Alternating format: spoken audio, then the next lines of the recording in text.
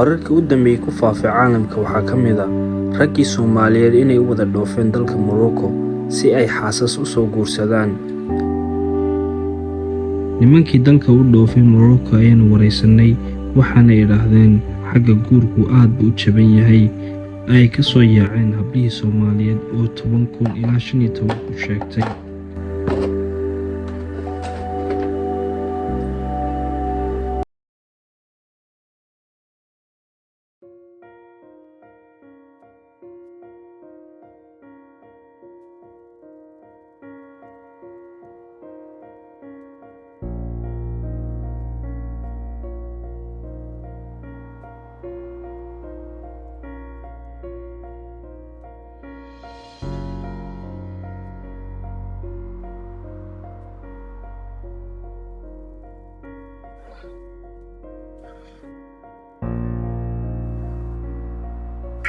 وبحي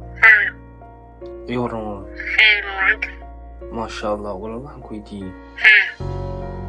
arintii meherka ma garan wala adikii reerkii hadaad wada faysataan wada hadashaan wax la iga dhimo walaal lacagtaas aad 10,000 aad u badan yihiin walaal hadii wax la iga dhimi karo ninku jecel baanahay ma rabo inaan ku sii daayo walaal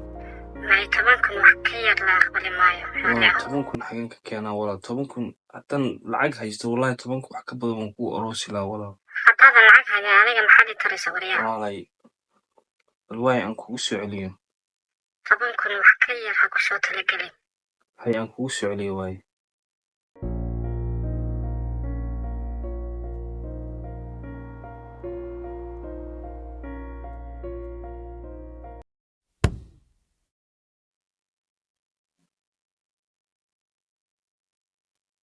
وصاحب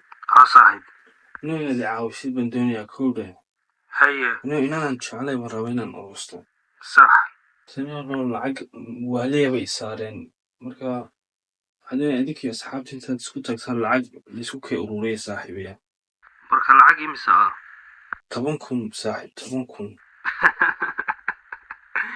waliyo Moroccan jooga kowde مروكا ha mid baan imika 2,000 ku aroostay صاحب بس كل هذا wallahi billahi saaxib Morocco kaalin iyo I'm fucking coming